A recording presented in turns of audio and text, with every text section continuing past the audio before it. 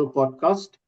Today we have someone who is a creator of Sunday Class, which is a free STEM school for underprivileged kids in northern part of India. She is a co-founder of the Pink Engine, which is first of its kind, uh, 3D printed scale models of Indian railway trains. And recently she spoke in TEDx and got I Volunteer Hero Award. She is none other than one of my sisters, Antara Sharkar. How are you? I'm good. How are you doing? Good, good. Thank you. Thank you for your time. Thank you for having me. So, without wasting any time, straight to the question. So, Sunday class, okay? Please explain that and what was the motivation behind it? So, Sunday class, like you said, it is a free STEM school for underprivileged children in outside of Delhi. So, our focus is completely on hands-on, practical, useful education. So, how I got the idea was I've been volunteering since I was in college. I was studying in BITS Pilani, so I started volunteering about 20 years back. About 10 years back, I went to volunteer at a government school. And I was absolutely, distressed to see the condition of the school. It had no infrastructure, nothing. And the children were being pulled out of the school to work as daily wage laborers and domestic help. And they were about just, 10, 12 years old. So I started going, visiting their parents, their homes, talking to their alcoholic fathers, but I convinced every single family to send their child back to school. So they came back to primary school, but I realized that in order to make a long term impact, just having them back in school where I just volunteer for 1 day a week wasn't going to be enough. And that is when the idea of Sunday class came into existence, because I wanted to do this long term. And secondly, it's because I wanted education to be hands on and useful, which I thought was lacking in our education system. And you were doing it for last 8 years, 9 years? Almost 9 years, yeah. And I've Almost been nine doing it years. with, it's just me and my husband, Dr. Anurup Mitra. So it's just the two of us who've been doing this for almost 9 years now. Wow, that's a great achievement. So, my next question is on that because you are teaching yourselves to all these kids and all these subjects, how do you prepare? That's a great question, actually. So I will say it's a combination of many different things. I have some experience of volunteering, as I told you, for the first from college to till I was about 30. Onurup has a PhD and has been an instructor uh, in universities, so he also has that experience. So what we have done is, the ideas is, one of course is the basic academics, which we do not teach from textbooks. We teach them hands on. So the basics will be like, say we're teaching about acids and bases. It's not just telling them what, acid and bases. I will take them out in the park and say, you just pick up anything you want, and then you dip your, litmus paper in it and test it out. So if Onurup is teaching about circuits, it's not just you draw it on the board. It's that you have to, we will give them electronic kits. The kids have to put the, circuit together, and the bulb has to light up. So those are the, this is part of the curriculum, school curriculum, which we have turned into hands on. Another major thing where ideas is to actually be with the children and realize what they need. So you know like school, I would say curriculum is quite restricted. So we kind of have expanded and wanted, the entire world to come to our basement. And so whatever the kids need in terms of, when we study them and we realize that uh, they don't know anything about menstruation. Nobody has told them about periods. So we sat down, the girls and the boys, and we had a discussion on this extremely stigmatized topic. So these are two forms. So one is, taking the curriculum and then making that hands on and useful and relating it to the real world. And the other is to understand what the kids have no access to and they need. And even talking about, say, child sexual abuse is something that they have never been told, but it is unfortunately something that they have experienced, but nobody has had a conversation with them about it. So that's when we decided to have our sessions on that. Or about LGBTQ plus rights. I mean, things like gay and hijra were used as insults, as galis in India. So we said, do you know what that means? Do you know when you use gay as a gali, do you actually know what that means? No idea. Nobody's told them. So we sat down and had a conversation. So it's a very realistic, real life, observation, and then developing what we are going to be teaching them in class. Very nice. Thank you.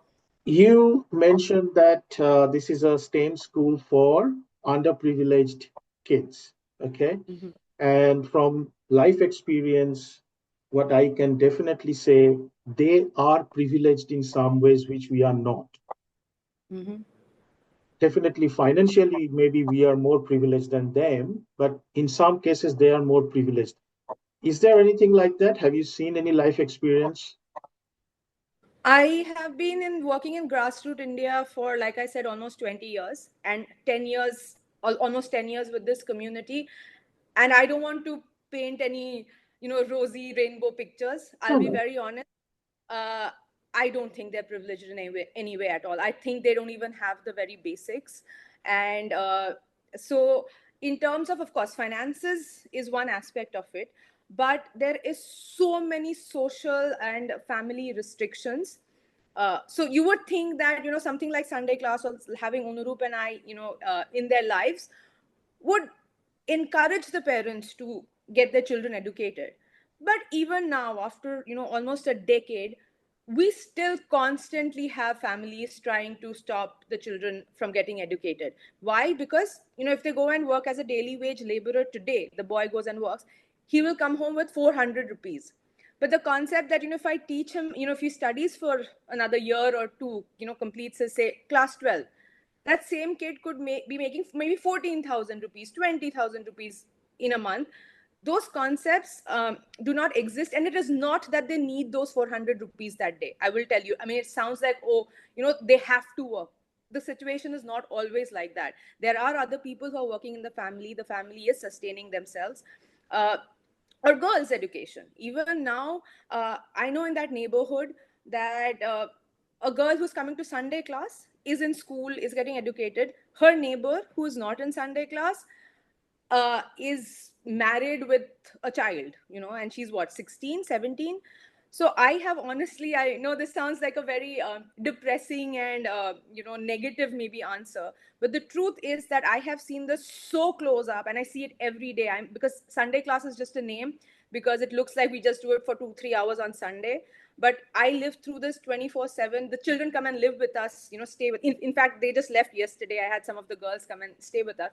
The girls in their home, even if they're going to school, everything, the entire household, cooking multiple meals a day, washing dishes, sweeping, cleaning, laundry, everything is on the girl, not on the brothers, on the girls, on the daughters.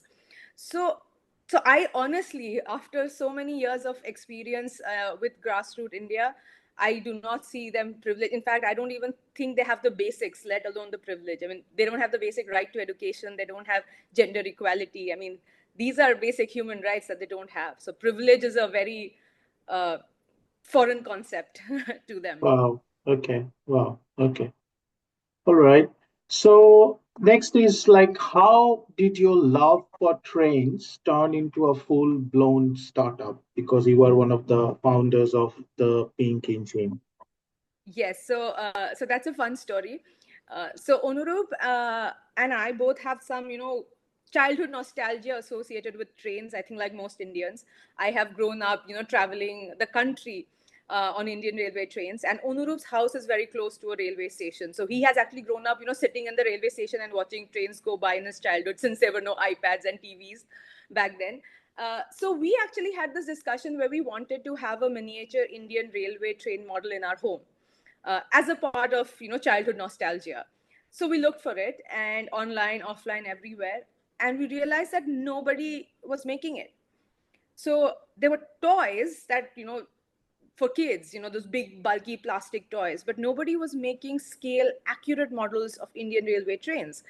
So we said, okay, let's try and make one ourselves. So it kind of started as an experiment to make a miniature model for our own home. And while we did that, while that first print came out and all of that, I remember I looked at Onurup that day, and I said, I'm going to turn this into a business. So it's going to be our business one day. And the name, The Pink Engine, does not come from the fact that, people think that because I'm a woman, I've named it the Pink Engine. That's not the case. The first engine we had printed was bright pink in color because the 3D printed filament was pink in color. And that was the day I looked at Onurup and I said, I'm going to turn it into a business and call it the Pink Engine. And about a year and a half later, that's what we did. And then it turned into a full company, and our trains have been selling all across the world. So from Japan to US to UK to Hong Kong, everywhere, and across India, of course. Nice. And I heard that one of or a couple of your models displayed in one of the India's most iconic museums. Yes. How did that happen? So honestly, whatever has happened has been very organic. It's not like when we started, we didn't know anybody in the train industry or working in museums. They found us out through, I guess, our website and social media. And so we, our trains got displayed at the Chhatrapati Museum in Bombay.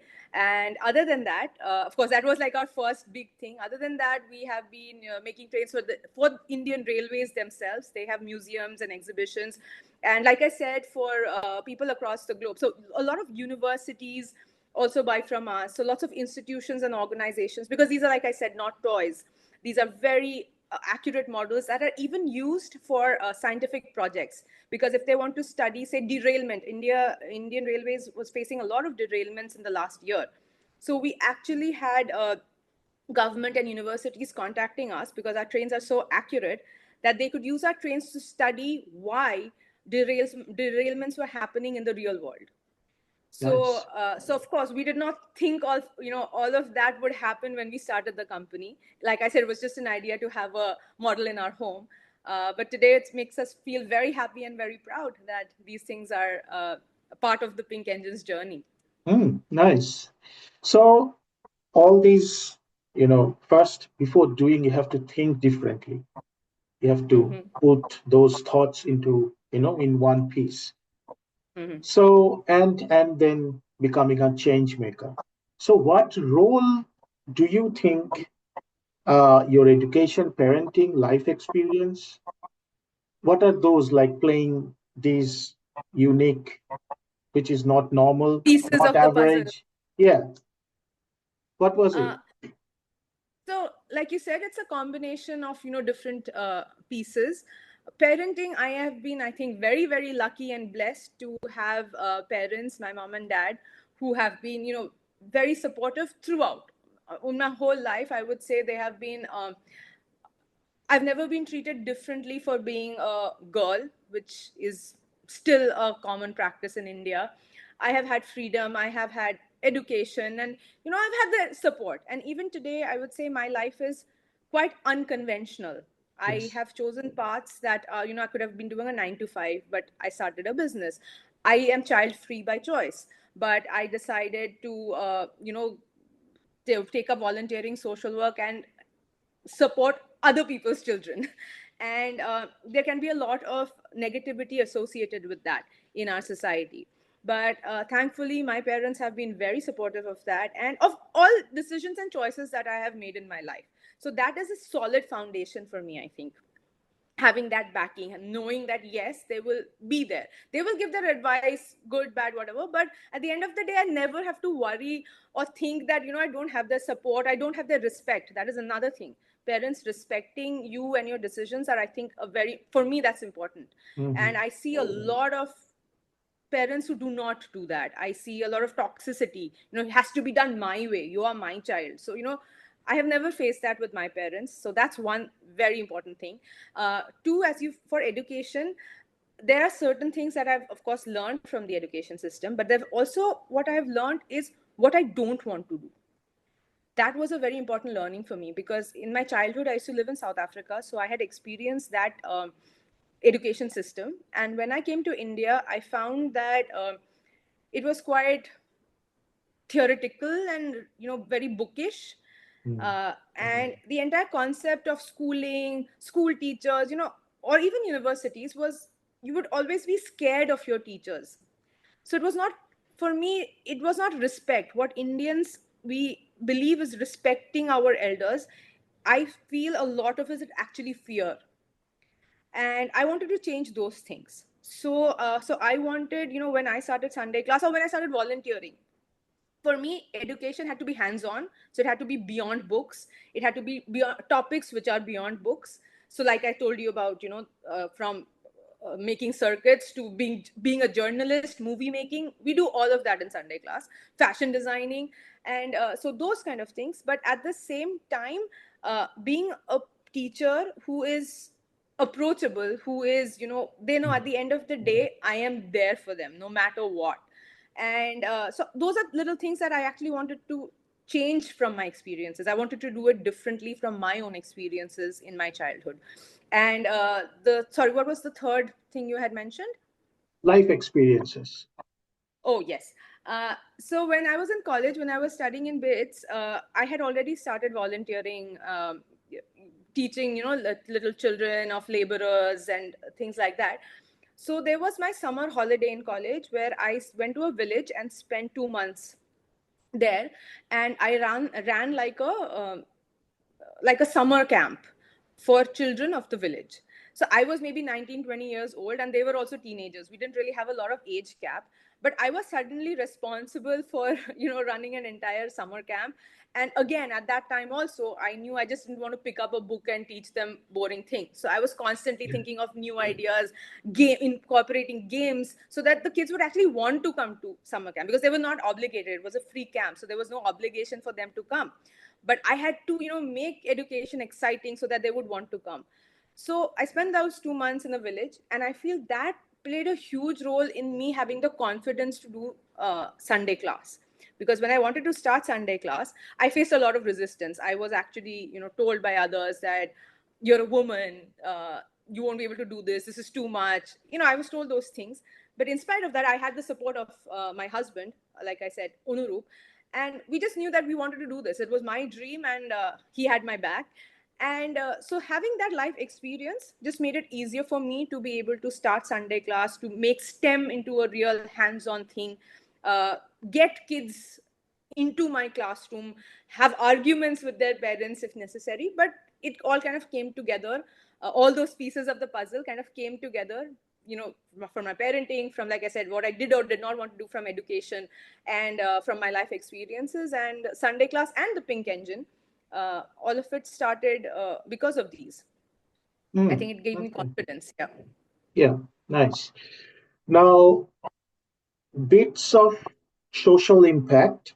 It's a book published by the alumni of Bits Pilani, Yes. and they actually uh, published an article on you. And you are the only one there without a formal organization or a website. Yes. So that's a big thing. How did that happen?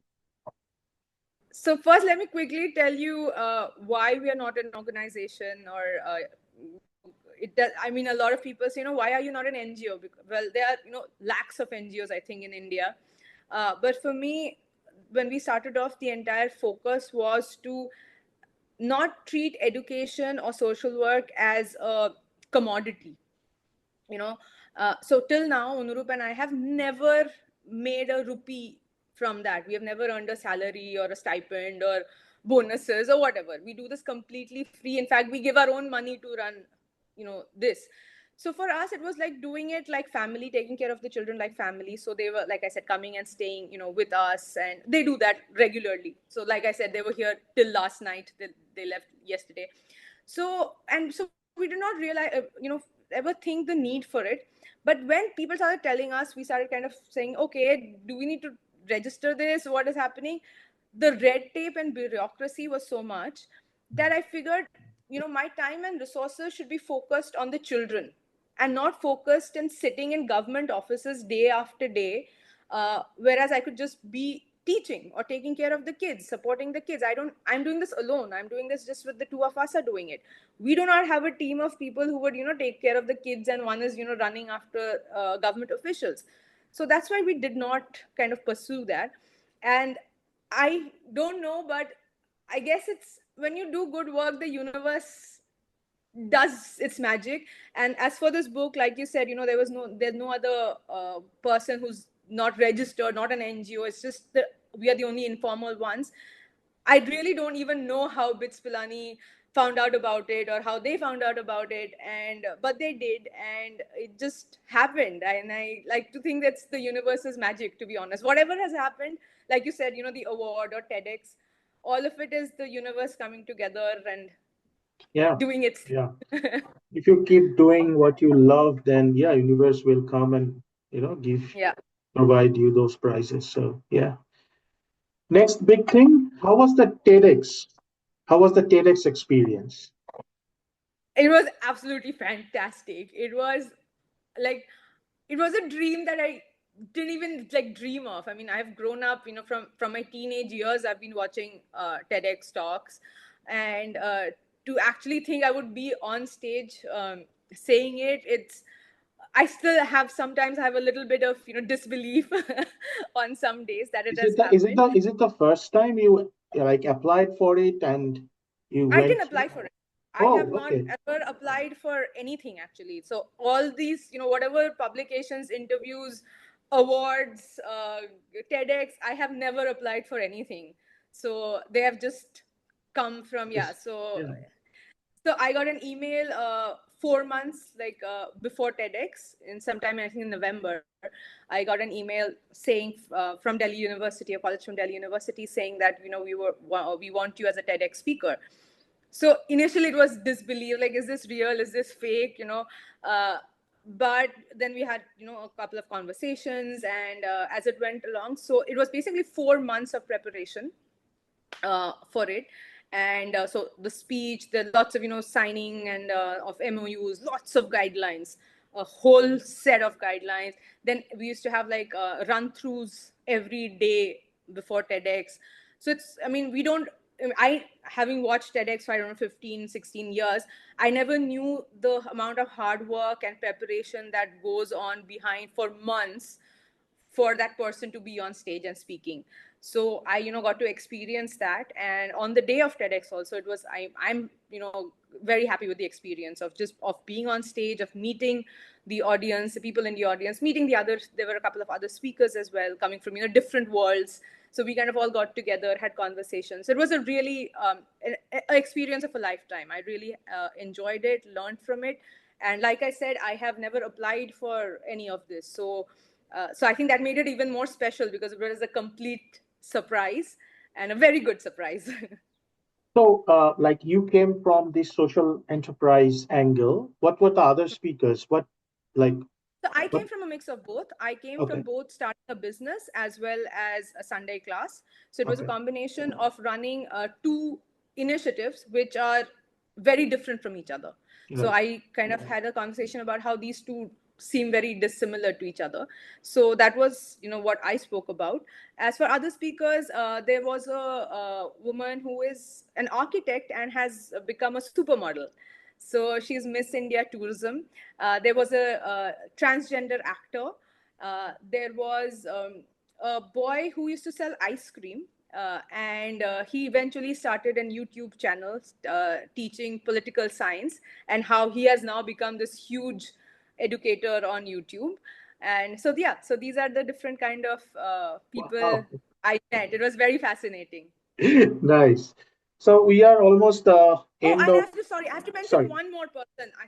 No, it was my bad. Is actually there was another person who was an advocate who had been wrongly imprisoned, and he became an advocate, and fought his own case and won the case. So they were really fascinating stories. Wow. Wow. Yeah. That's amazing. So we are almost end of it. Uh, so if you could give one piece of advice to young people, because you are dealing young people all the time, Hmm. what would it be? Well, honestly, I mean, it would be, it might sound cliche, but it would be to follow your heart, to follow your passion, and to create the changes that you want to see in the world. There will be, I mean, it will not be an easy journey. I mean, my conversations or my Instagram posts might seem happy and all celebratory and whatever, with the children and with trains and all, but there's a lot of hard work that goes behind it, a huge amount. So what we see is maybe like 2-3